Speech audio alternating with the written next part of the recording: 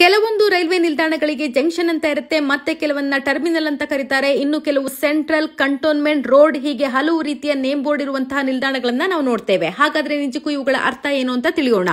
First one, cantonment. ಯಾವ station army ಏರಿಯಾದ ಪಕ್ಕದಲ್ಲಿರುತ್ತೋ ಅಂತಹ station ಅನ್ನ ಕಂಟೋನ್ಮೆಂಟ್ ಅಂತ ಕರೀತಾರೆ. ಎಕ್ಸಾಂಪಲ್ ಬೆಂಗಳೂರು ದಂಡು ರೈಲ್ವೆ ನಿಲ್ದಾಣ. Second one, road.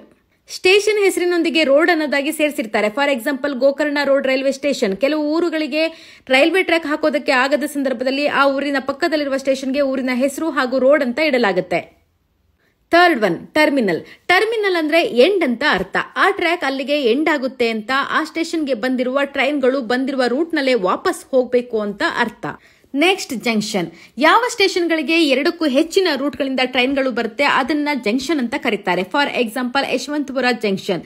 ಈ ಸ್ಟೇಷನ್ಗೆ ತುಮಕೂರು ಶಿವಮೊಗ್ಗ ಮಾರ್ಗ, ಹಾಸನ ಮಂಗಳೂರು ಮಾರ್ಗ, ಈ ಕಡೆಯಿಂದ ನೋಡಿದ್ರೆ ಬೆಂಗಳೂರು ಮೈಸೂರು ಮಾರ್ಗದಿಂದ ಕೂಡ ಟ್ರೈನ್ಗಳು ಹೆಚ್ಚಾಗಿ ಬರುತ್ತೆ. ಹಾಗಾಗಿ ಈ ಸ್ಟೇಷನ್ ಅನ್ನ ಜಂಕ್ಷನ್ ಅಂತ ಕರೀತಾರೆ.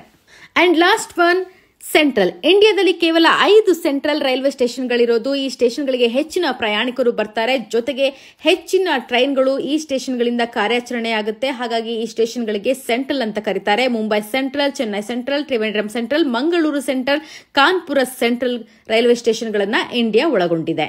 ಮಾಹಿತಿ ಇಷ್ಟ ಆದ್ರೆ ಲೈಕ್ ಮಾಡಿ, ಪೇಜ್ನ ಫಾಲೋ ಮಾಡಿ.